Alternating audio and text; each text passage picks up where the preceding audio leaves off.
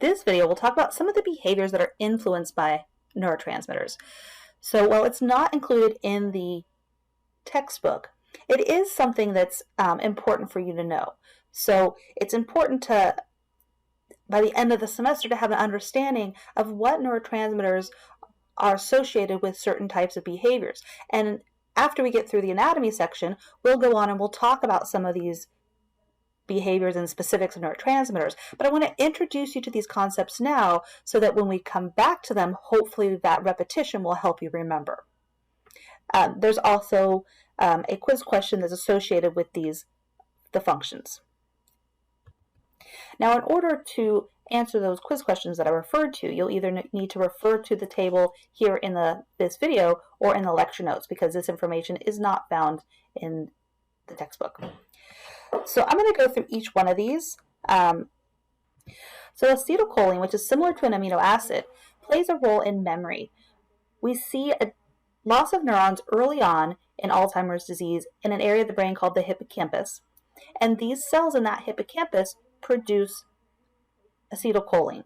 So some of the drugs that are used to treat Alzheimer's disease work to increase levels of acetylcholine. And what that does is it just kind of helps improve memory, but it's like putting a Band-Aid on, a gash that needs stitches. It doesn't slow down the progression of the disease. It just helps kind of lessen some of those memory symptoms. Acetylcholine is also involved with the neuromuscular junction. Now, we won't unfortunately have time to discuss the neuromuscular junction in this semester, but it is something that acetylcholine is involved with. Dopamine is a monoamine.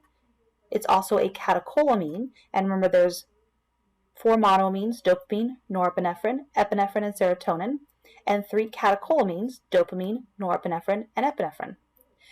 So dopamine is involved with movement, and because of its involvement with movement, it has been found that there's lower levels of dopamine in people with Parkinson's disease, and that's what this is showing you here. So people with Parkinson's disease have very stereotypical progression of symptoms, starting with a tremor in one hand, typically moving to a bilateral tremor, forward tilt, shuffling gait, and so on and so forth. And so what we've found is people with Parkinson's disease actually lose 60 to 70% of the cells in an area of the brain called the substantia nigra, and these cells produce dopamine. So they've lost quite a bit of dopamine before they even have that unilateral tremor start. We'll also see that dopamine's involved with drugs and addiction. That's the neurotransmitter that comes up repeatedly with drugs and addiction. The reward system, we'll talk about it as well. And then here, this is showing you, it's supposed to be depicting someone with schizophrenia and their hallucinations or delusions that they might have. So while we see decreased levels of dopamine in people with Parkinson's disease, we see increased levels of dopamine in people with schizophrenia. And we'll come back and talk about all of these in much more detail as we progress through the rest of the semester. Norepinephrine, also a monoamine like dopamine, and a catecholamine as well. We see norepinephrine involved with stress. So when we talk about stress and emotions, we'll come back and talk a little bit about norepinephrine as a stress hormone. It also seems to have be involved with mood or mood disorders. So we'll talk about it when we talk about depression and bipolar disorder. We know that during depressed states, we have lower levels of norepinephrine and possibly higher levels in manic states. Norepinephrine also plays a role in alertness and wakefulness. So the next neurotransmitter is epinephrine, and it plays a big role in our stress response, but as a hormone.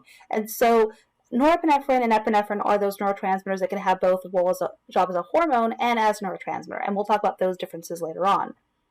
So it has a minor neurotransmitter role, but a big role in the stress response. Serotonin, involved with our sleep and wakefulness cycles that we'll talk about later on in the semester. Also has a role with mood and depression, and also may play a role with alcoholism. And so we'll talk about all of these as we go through the rest of the semester. Glutamate is our major excitatory neurotransmitter, and we said that glutamate was an amino acid.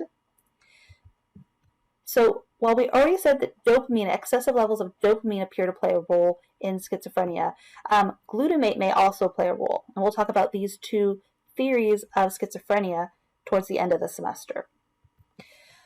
Glutamate also seems to have a big role in learning and memory. And so when we talk about learning and memory, we'll talk about LTP and changes in glutamate receptors that occur with learning.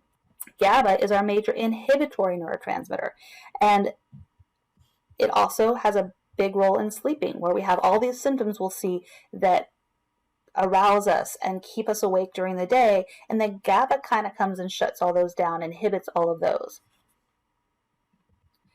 It also plays a role in drugs and alcohol. Drugs like barbiturates and benzodiazepines and alcohol appear to have, the GABA receptor complex appears to have a binding site for alcohol and these other drugs, benzodiazepines and barbiturates. And so we won't get into all the details of it, but just knowing that is also, GABA plays a role in the effects of those drugs. So again, that's just an introduction to the different roles that these neurotransmitters have in different types of behaviors. We'll go through in a lot more detail with each of these throughout the rest of the semester.